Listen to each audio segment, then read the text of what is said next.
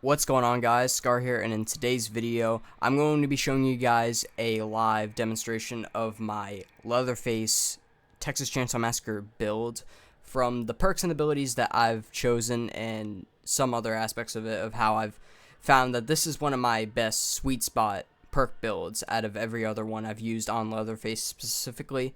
He's probably one of my favorite killers in the game as a family member.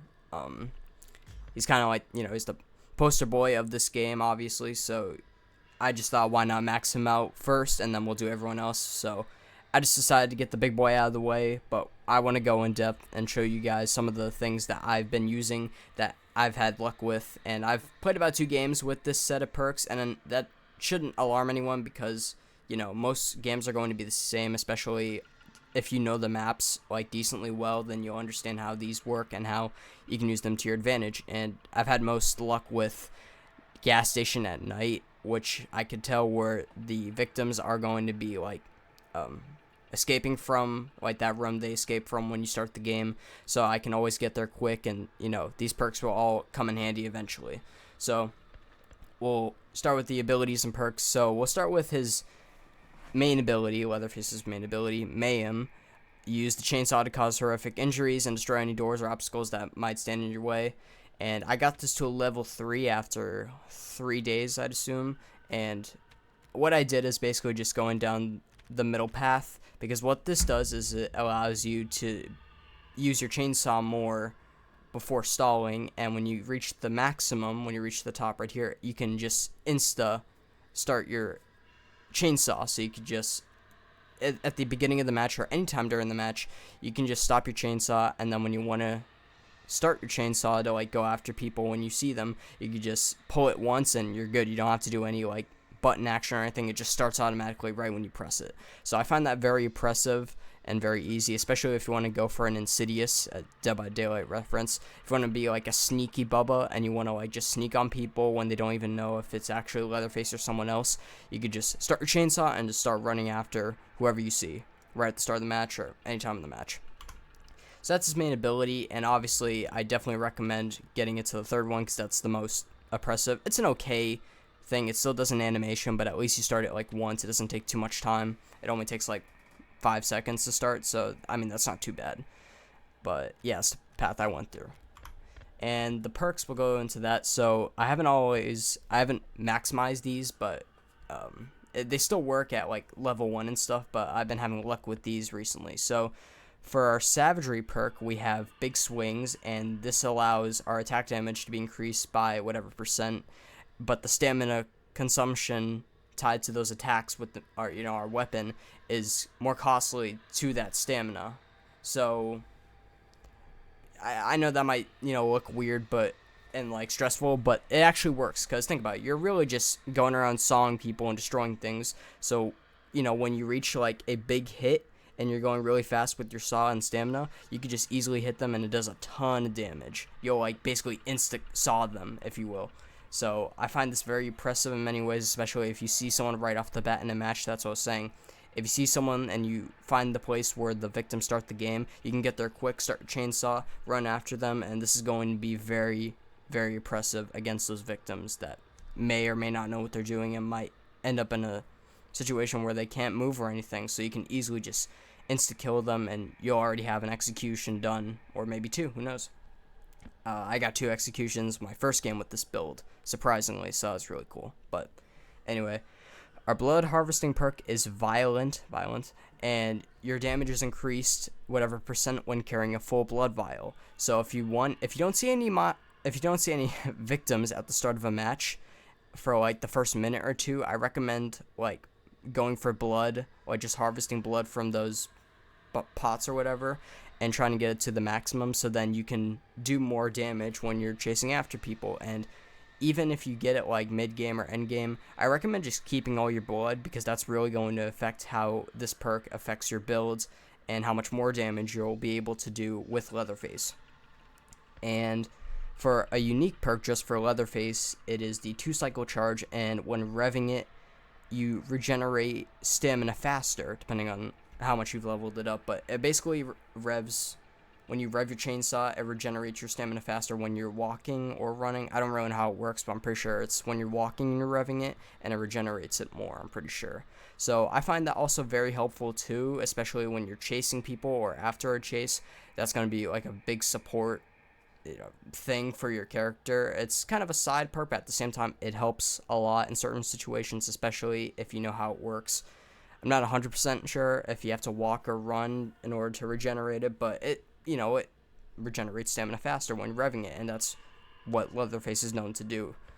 And for the Grandpa perk, you can use any Grandpa perk, doesn't really matter, but I've been using Swinging for the Fences, which reduces stamina consumption on melee attacks by 20%, or you can use Brute Strength. These two are kind of the ones I'd go for if you're like a solo Leatherface or anything. Or this one, I wouldn't really use this one because I don't really care, but these two, but I've had most luck with this. So those are the abilities and perks. The execution doesn't matter, but I have the drilling down one, so it's pretty cool. And for the attributes, I put 10 more in savagery so we can get that max damage, especially with the perks we have. That's going to be doing a lot more damage than usual.